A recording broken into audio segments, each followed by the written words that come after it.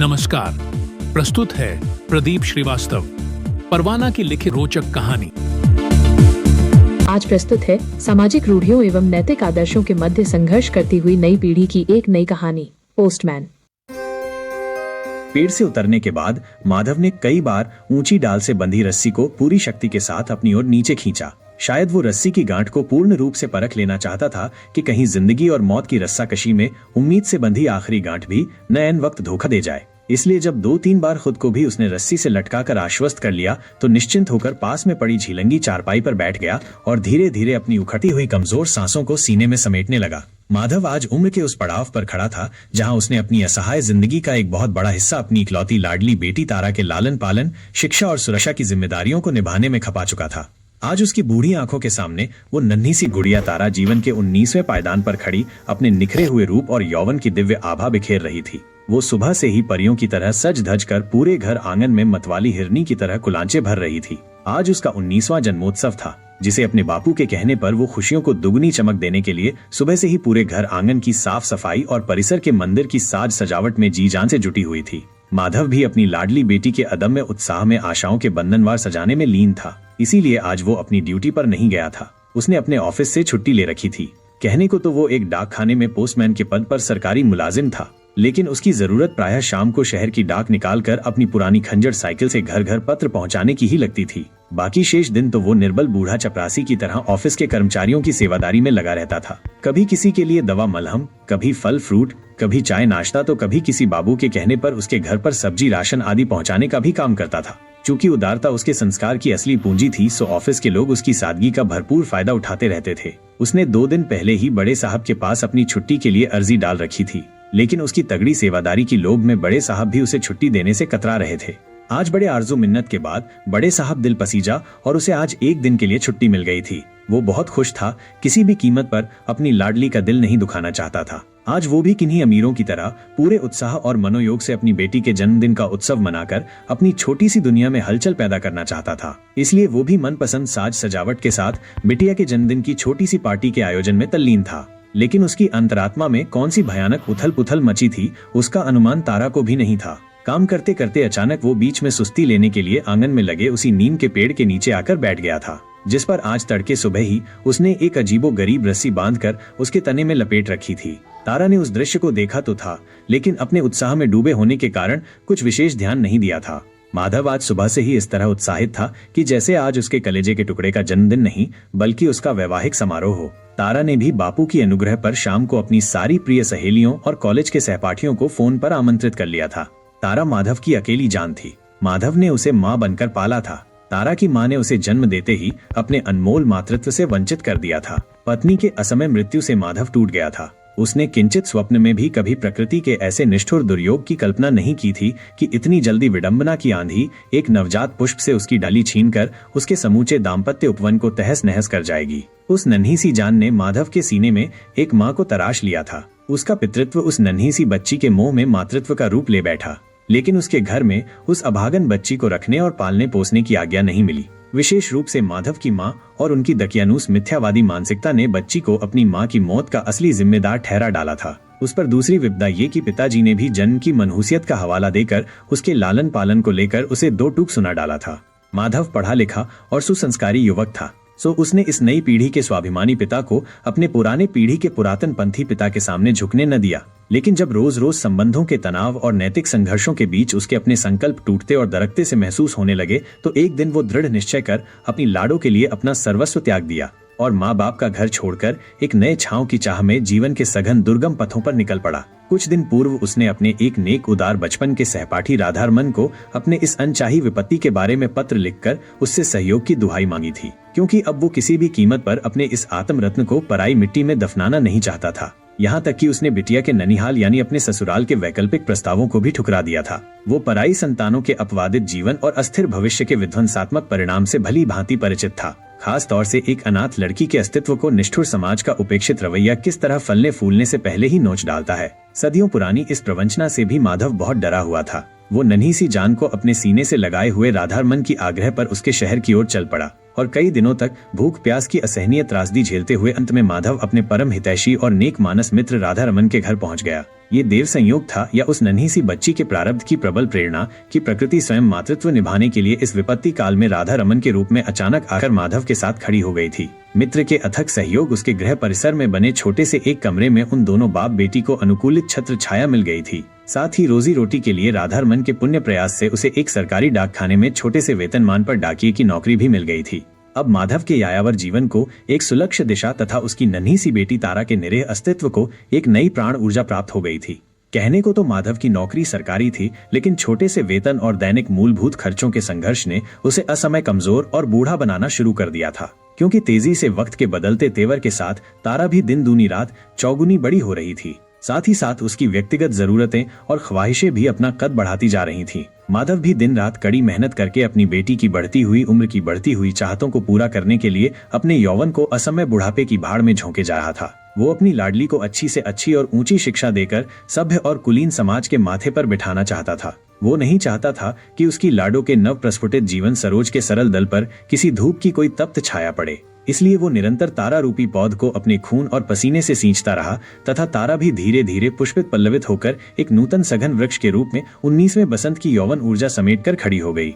अब तारा सयानी हो चली थी, इसलिए वो भी अपने प्राण प्रिय वयोवृद्ध पिता के सुनहरे सपनों को साकार करने के लिए तन मन प्राण प्रण से अपने संकल्पों की आहुति देने लगी। वो कॉलेज की पढ़ाई के साथ साथ पिता के ऑफिशियल कामों में भी अपना हाथ बंटाने लगी। जब उसका बूढ़ा पिता शाम को डाकखाने की चिट्ठियां और अन्य कागजात बोरे में भरकर घर लाता, तो तारा रसोइये के काम को बखूबी जल्द निपटाकर अपने पिता के साथ बैठकर सारे पत्रों और कागजों को अलग अलग स्थानों और पतों के अनुसार गड्डियां बनाकर डाक थैले में सहेज कर रखती तथा छोटे बच्चों की तरह अपने पिता को निर्देश भी समझाती जाती कि किस तरह किस रूट से कब कौन कौन से पत्रों की गड्डियां लेकर किस के घर में किस मोहल्ले में उसे जाना है। तारा की हिदायतों को सुनकर माधव ऐसे सिर हिला हिलाकर मंद मंद मुस्कुराता जाता जैसे तारा उसकी बेटी न होकर उसकी सख्त मिजाज माँ हो। जन्मदिन की पार्टी खूब धूमधाम से देर रात तक चली और खत्म भी हो गई। सभी इष्ट मित्र और पड़ोसियों ने खुल के मस्ती की। रात के द्वितीय प्रहर तक तारा के साथ संगीत की मादक धुनों पर स्वर से स्वर और कदम से कदम मिलाते रहे। अंत में जब सबकी उमंगों पर थकान और आलस अपना दस्तक देने लगी, तो सभी आमंत्रित प्रिय भोजन के लिए पंक्तिबद्ध भूमि पर बिछी कारपेट की पट्टियों पर बैठ गए। तारा अपनी कुछ सहेलियों के साथ सभी को भोजन परोसने लगी और माधव दूर मोढ़े पर बैठा बड़ी हसरत से उत्सव की उमंगों का आनंद लेता रहा। आज उसने अपनी बेटी की खुशियों को और निखारने के लिए अपने हाथों से बड़े अच्छे अच्छे मनपसंद स्वादिष्ट पकवान बनाए थे। जब दावत अपने अवसान पर पहुंची, तो उपसंहार में सभी तारा को सुंदर सुंदर उपहार थमाते हुए उसके जीवन की मंगल शुभकामनाओं के साथ वहां से विदा हो गए। आज तारा बहुत प्रसन्न थी। उसके उत्साह और उमंग की कोई सीमा न थी। यद्यपि वो हमेशा अपना जन्मोत्सव हर साल मनाती रही थी, परंतु पिता की आग्रह पर दोनों ने इस बार सबसे अलग और भव्य तरीके से अपने अपने मन के मयूरों को नचाया था। हर बार सब कुछ एक सादगी से निपटाया जाता था, परंतु जाने क्यों इस बार उसकी 19वीं वर्षगांठ को उसके पिता ने पहले से भिन्न और भव्य रूप से मनाने की विशेष मशा जताई थी। उसकी अभिलाषा समझकर तारा को बहुत आश्चर्य हुआ था, परंतु अपने कुतूहल मन को पिता की महती आकांक्षा पर संदेह नहीं करने दिया। हालांकि तैयारियों के बीच माधव का काम छोड़कर थोड़ी थोड़ी देर पर नीम के पेड़ के नीचे जाना और हताश मन से चारपाई पर बैठना उसकी अबोध आत्मा को अखर रहा था। वो चाहकर भी माधव के सीने में उठने वाली बार बार की अंधड़ को नहीं पहचान पाई थी। उसे किंचित भान न था कि आज उसके बूढ़े पिता की व्याकुल आत्मा किस अज्ञात क्लेश भंवर से प्राण युद्ध कर रही है। उसने बचपन से अपने पिता के प्रत्येक जीवनचर्या को भली भांति जिया था, परंतु आज सी व्याकुलता कभी नहीं देखी थी। पार्टी समाप्त होने के बाद तारा एक ही थाल में भोजन परोसकर बापू के मोढ़े के पास ले आई और सामने पालथी लगाकर बैठ गई। आओ बापू, अब हम दोनों भोजन करते हैं। आज जरा मैं भी देखूं मेरे बापू ने कैसा प्यारा भोजन बनाया है। बचपन में बापू तुम्हारे हाथों का खूब खाया, खूब चटखारे लिए, लेकिन जब से मैंने रसोई संभाली, अपने बापू के हाथ का खाने को तरस गई। तारा अपनी धुन में बड़बड़ाती जा रही थी, लेकिन माधव बिल्कुल खामोश आतंकित सा बुद्ध की तरह बैठा हुआ था। उसकी पलकें कुछ भीगी सी थीं, परंतु बूढ़ी आंखें उन रहस्यमयी दृग बिंदुओं को अंदर ही अंदर आत्मसात करने का असफल प्रयास कर रही थीं। जब तारा ने पहला निवाला बापू को खिलाने के लिए अपना हाथ आगे बढ़ाया, तो भीगी आंखों को देखकर ठिठक गई। क्या बात है बापू, आज इस खुशी के अवसर पर तुम्हारी आंखें गीली क्यों हैं? मैं सुबह से देख रही हूँ कि आज तुम कुछ ज्यादा ही अस्त व्यस्त दिख रहे हो।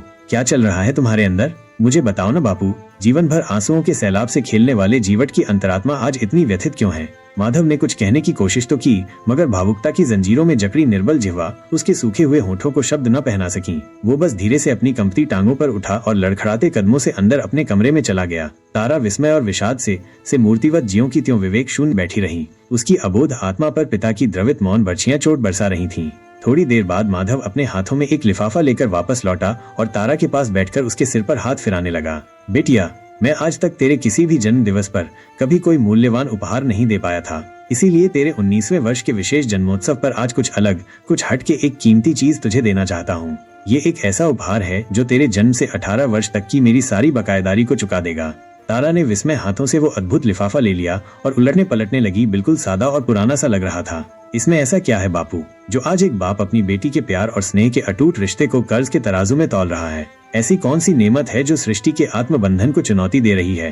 कहते कहते तारा के स्वर भी भावनाओं के अथाह उत्ताल तरंगों में हिचकोले खाने लगे। माधव धीरे से होठों पर रहस्यमयी मुस्कान लाते हुए बोला, लाडो, ये ऐसा उपहार है जिसे आज तक रहती दुनिया में किसी बाप ने किसी बेटी को न दिया होगा, लेकिन एक शर्त है बिटिया, इसे आज मत खोलना, इसे कल सुबह खोलना।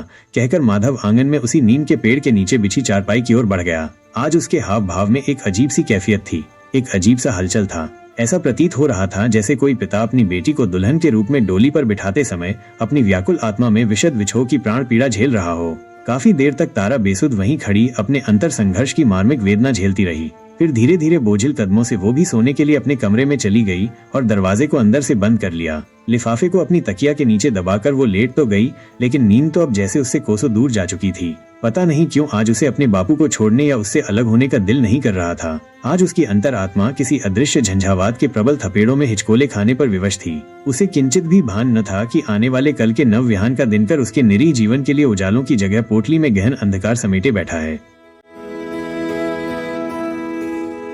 अगली सुबह अपने आंगन में भयानक चीख पुकार सुनते ही उसकी आंखें खुल गईं। उसके दरवाजे को बाहर से लोग जोर जोर थपकियों से पीट रहे थे। किसी अनजाने भय से उसका शरीर आंधी में उलझे हुए किसी सूखे पत्ते की तरह कंपायमान हो उठा। उसने उठकर तेज कदमों से अपने कमरे का दरवाजा खोला और पागलों की तरह भीड़ को पीछे धकेलते हुए आंगन की ओर दौड़ पड़ी। जैसे भारी भीड़ से उसे कुछ भी पूछने या समझने की आवश्यकता न थी। उसकी अंतर आत्मा ने कल रात को ही जैसे किसी अनहोनी के दस्तक को सुन लिया था। आशंकित मन की भयानक उलझनों ने उसे रात भर सुकून से सोने नहीं दिया था। जैसे वो पिता के खाट के पास पहुंची तो उसका भयातुर शरीर शोक और सदमे से अचानक विवर्ण हो गया और अतिशय वेदना में डूबी उसकी आंखें आंसुओं के महासागर में विलीन हो गईं। शरीर जैसे निढाल सा हो गया। दुर्योग के दैत्य ने उसकी छोटे से हरे भरे संसार का कोना कोना चबा डाला था। उसके पिता की लाश उसी नीम के पेड़ की डाल से बंधी रस्सी के फंदे में झूल रही थी, जिसकी रहस्यमय तैयारी में कल सुबह से ही माधव युक्तियां बांध रहा था। निर्जीव माधव की खुली हुई सजल और प्राणहीन आंखें अभी भी अपनी लाडो को घूर रही थीं। कुछ लोग लाश की रस्सी खोलने के लिए पेड़ पर चढ़ने लगे तो कुछ लोग इस हृदय विदारक घटना की सूचना पास के पुलिस थाने पहुंचाने दौड़े। मानस चेतना का दुर्ग ढहते ही तारा पागलों की तरह अपने पिता के मृत शरीर से लिपट गई और चीख चीख कर रोने लगी। भीड़ में शामिल औरतों और लड़कियों ने उसे संभालना चाहा, लेकिन उसका कमानीय प्राण इस असह्य पीड़ा का भार नहीं सह सका और वो मूर्छित होकर भीड़ की गोद में गिर गई। लोगों ने उसे ले जाकर उसके कमरे में बिस्तर पर लिटा दिया। कुछ लड़कियां उसे होश में लाने के लिए उसके मुखड़े पर पानी छिड़कने लगीं तो कुछ उसके पैरों, हाथों और बालों को सहलाने लगीं। थोड़ी देर बाद जब वो सचेत हुई तो विक्षिप्त पागलों की तरह उठकर अपने तकिए और चादर को टटोलने लगी। अगले ही पल उसके कांपते हाथों में अपने पिता का दिया हुआ वो अंतर्भेदी लिफाफा आ गया, जिसे कल रात उसके प्राणप्रिय तात ने अद्भुत उपहार बताकर भावुकता के पलों में उसे सौंपा था और अगली सुबह खोलने का आग्रह किया था। दुख और विषाद की भयानक पीड़ा में तड़प रही तारा ने उस लिफाफे को बेतरह फाड़ना शुरू कर दिया, जैसे कोई प्राणातुर पंछी भूख की दुसह्य पीड़ा में व्याकुल होकर किसी कचरे को चोंच मार रहा हो। भीड़ भी आश्चर्य से उसके इस कृत्य पर अवाक थी। लिफाफा अनवृत होते ही एक लंबा चौड़ा पत्र निकल आया, जिसे माधव ने अपनी गुड़िया के नाम लिखा था। मेरी लाडली, आज मैं तुम्हारे 19वें जन्मदिन पर एक ऐसा उपहार देकर जा रहा हूँ जो इस रहती दुनिया में किसी बाप ने अपनी किसी बेटी को न दिया होगा। मैंने तुम्हें भौतिक जन्म भले न दिया हो, लेकिन एक माँ बनकर तुम्हें पाला, पिता बनकर तेरे जीवन का लालन पालन किया और भाई बनकर तेरे अस्तित्व को रक्षा कवच पहनाया। लेकिन तेरे सुनहरे भविष्य की चिंता से मैं कभी मुक्त न हो सका।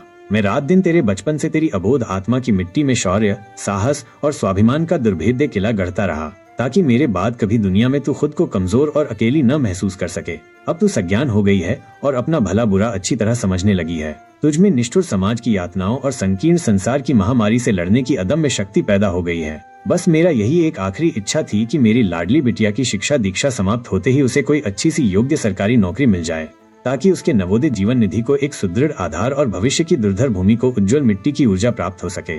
मेरी तरह तेरे सुकोमल अस्तित्व पर अभावों और विवशताओं की कोई आंच न आने पाए। बहुत कोशिशें की, मगर मैं तुझे एक अच्छी सी योग्य नौकरी दिलाने में असफल रहा। गरीबी के कारण मेरी इतनी औकात भी न थी कि मैं नौकरियों के बिकाऊ बाजार में तेरे लिए नीलामी की कोई बोली लगा पाता। इसलिए आज मैं तुझे तेरे इस 19वें जन्मदिन पर एक अनमोल उपहार देने जा रहा हूँ। तू मेरे इस भावी भेंट मत ठुकराना, वरना मेरी भटकती अंतर व्यथित आत्मा को बहुत पीड़ा होगी और मैं मृत्यु के बाद भी कभी शांति को नहीं प्राप्त कर सकूंगा। मेरी मृत्यु के बाद तू मेरी नौकरी की उत्तराधिकारिणी होगी।